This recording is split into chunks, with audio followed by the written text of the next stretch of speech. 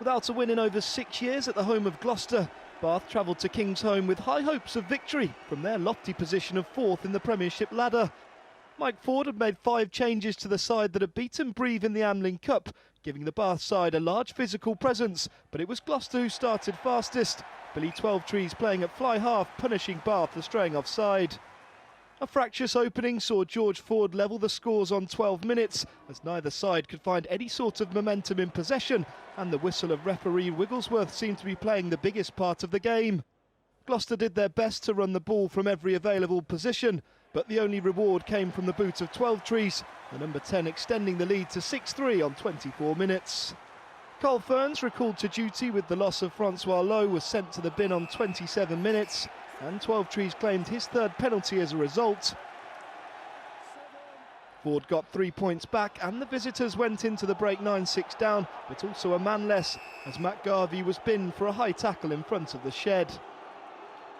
After half-time, it was Gloucester who lost a man, but this time permanently, as Sile Puafisi was red-carded for his clothesline challenge on Nick Abenderen. The visitors took full advantage minutes later, with captain Stuart Hooper the man to dot down after some powerful mauling by the Bath pack. Despite the man down, Gloucester continued to throw the ball about, and a brilliant run by sub-fullback Rob Cook caused Dave Atwood to be sent to the bin, and Twelvetrees give the host the lead once again at 12-11. The Cherry and Whites extended that unlikely lead 3 minutes later, strong rucking providing the space for Henry Trinder to cross the whitewash and give the home side a 17-11 cushion. Twelvetrees missed the conversion, and with Mike Tyndall and Huey Edwards sent to the bin just moments apart, Bath took advantage with a penalty try on 78 minutes. Tavis Knoll was red-carded in the resulting melee as Gloucester finished the game with just 11 men on the pitch, and Bath fly-half Ford was able to slot the kick for a famous, if somewhat controversial, win. Final score at an extremely passionate Kingsholm, Gloucester 17, Bath 18. A fascinating clash at the Stoop saw Quins host Wasps. Having been humbled by Saracens last weekend, Quins faced a stiff task against a Wasps side that was riding high after beating the defending champions last week. Wasps got the first try of the match after some lovely passes in a tight corridor down their right flank. Elliot Daly putting Guy Thompson clear, the open side flanker going over, but he was almost ambushed by Alessi Tikaratuma before touching down. Andy Good added the extras, and Wasps led by 7. 2 penalties in 3 minutes for Ben Botica cut the Wasps lead to 1 before Good extended it back to 7 with 2 penalties of his own. But Botica made it a 4-point game at the break with the last kick of the half. Into the second period, and Quins came out firing. With advantage being played, Danny Kerr chipped a kick over the top, Christian Wade misjudged it, and Chris Robshaw took full advantage. Botica converted. 5 minutes later, it was Botica who chipped over the top with no one in the backfield for Wasps. Kiernan Mile blocked the Quins number 10, the ball rebounded off the post. Mike Brown dropped the ball in the process of touching down, but JP Doyle was happy to award the penalty try for the trip and give Mile a yellow card. Botica added the conversion, and Quins led by 10.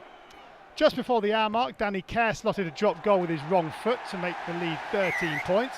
Then Tom Vandel got Wasps back into the match with his 2nd try in as many matches, but Good missed the conversion. 5 minutes from time, with Wasps threatening again, Charlie Matthews of Quins was shown a yellow for a deliberate knock-on. From the resulting line-out, Thomas Young scored his first Premiership try. Once again though, Good was waived from the tee.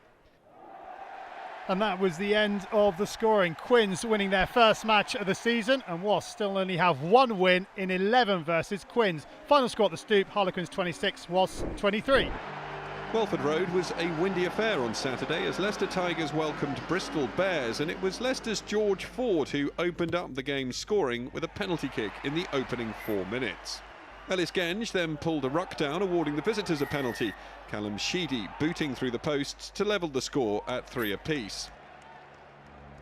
21 minutes into the game, Ford followed up with another penalty, 6-3, but shortly afterwards Callum Sheedy slotted another kick for the visitors to level it once more.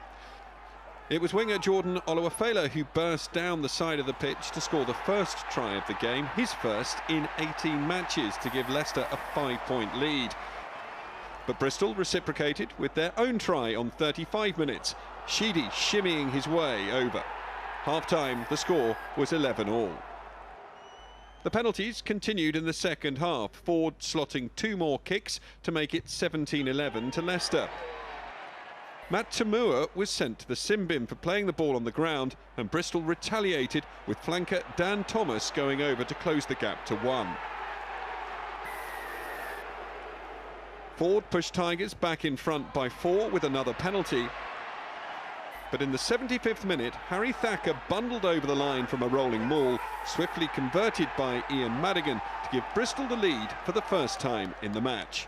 That's how it would end. The final score, Tigers 20, Bristol 23, and Leicester still not guaranteed Premiership Rugby next season. The Irish welcomed Exeter Chiefs to their Christmas party fixture, knowing that a win would elevate either team back into the playoff positions at the turn of the year. And Irish were the happier party goers early on. Topsy Ojo burst through the Exeter defence, found Declan Danaher and handed to Joe Ansbro, who finished on the right, with Tom Homer converting. Exeter went in search of the perfect response, but had to settle for a kickable penalty, which Ignacio Mieres comfortably converted after 6 minutes to make it 7-3. A succession of penalties ensued as Homer and Mieres both showed their qualities, but it was Tom Homer who was able to extend his team's lead with the last kick of the first half as Irish went in 19-9 up. Exeter's forwards enjoyed a resurgence in the second half and started to impose themselves on the Irish pack. As they pushed for the line in the loose, an Irish indiscretion meant Exeter had the options of the 3 points instead of gambling on the try. Mieres slotted home and the lead was down to 7. Before the Chiefs had had a chance to enjoy the points gained, Irish bounced back. Shantaine Happy sidestepped and powered over on the right to give his team a nerve-settling lead, especially with Homer unflinching with a conversion for a 26-12 scoreline. The Chiefs pack were creating both pressure and possession, and eventually this paid off as Luke Arscott found a gap in the Irish defence to clatter over by the right post after a somewhat fortunate Hayden Thomas pass. Mieres added the extras and brought the Chiefs back within 7 at 26-19. Ignacio Mieres then made the last 10 minutes a tense one as he continued his form with the boot to make it 26-22 and create some nervous faces in the Irish crowd.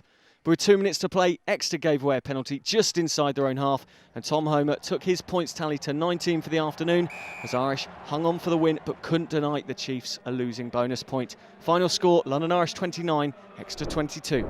With just 1 victory in 7 games, Northampton were looking for a change of fortunes against a Sale side also struggling for consistency. In testing conditions, a penalty from Sale scrum half Faf de Klerk put the home side ahead, before his opposite number took advantage of a mistake by James O'Connor. Cobus Reinut charged down O'Connor's kick and was alert enough to gather the loose ball and slide over. Saints increased their lead when a drive by their forwards took them to the try line. Sale appeared to have held them out, but hooker Mikey Hayward picked up from the back of the ruck and managed to place the ball on the line. But 2 yellow cards swung the game in Sale's favour, and from a scrum 5 metres out, Saints couldn't plug the gaps in defence, and de Klerk made the most of the space to race over. Northampton held a narrow 2-point lead at the break, but Sale had the momentum and went ahead with the best move of the match. O'Connor sent space outside him, and safe hands in slippery conditions allowed Denny Solomona to put young flanker Ben Curry over for the try. Harry Mallender levelled things up with a penalty, but a 3rd yellow card for Saints' Ben Foden tipped the balance in the Sharks' favour, and replacement Will Cliff's penalty was enough to seal the win. Final score, Sale 18, Northampton 15.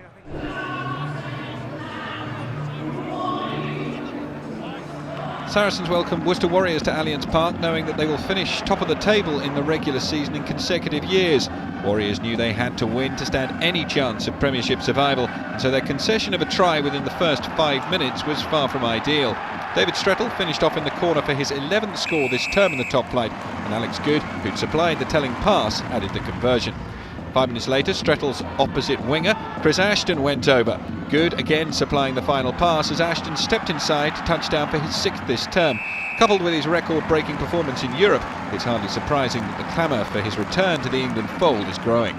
Warriors scored their first points through the boot of Ryan Lamb, and after a sustained period of pressure on the Sarries line, deservedly scored their first try through Chris Pennell, the fullback's 4th this term. It gave Warriors a building block for the second half. However, that building block was toppled almost immediately as Sarries went straight up the other end and scored through Jackson Ray. 22-10 at the break and a huge amount to do for Warriors, and their mountainous task was all but concluded 10 minutes after the interval as Ashton scored his second. Then the home team compounded the Warriors' misery with a second and third try of the afternoon for Ray. An unusual hat-trick for the back row forward, but Warriors were to finish the stronger of the two sides with the game already decided. A try from Taulava and then a second from Chris Pennell, seeing an air of respectability on the scoreboard, but it still finished 44-20 to Sarries, and that means Worcester are into the Championship once more.